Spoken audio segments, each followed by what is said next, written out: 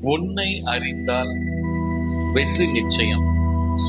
உன்னை அறிவது என்பது எதைங்க? நம்முடைய தலையையா, தலைமுடியையா, இந்த தலைக்குள்ள இருக்கக்கூடிய மூளையையா, உடலையா, உடலுக்குள் இருக்கின்ற உறுப்புகளையா? அப்படியெல்லாம் இல்லை. உன்னை அறிவது என்பது நீ யார் என்பது உன்னுடைய உள்ளத்திற்கு தெரியும். உன்னுடைய மனம் அறிந்த அறிவுதான், அனுபவம் தான், ஞானம் தான். அது உன்னை அறிவது என்பது அதுதான். அதனால வெற்றி என்பது வெளியில இருப்பது, எப்பொழுதுமே நமக்காக, உங்களுக்காக காத்து கொண்டிருப்பது வெற்றி.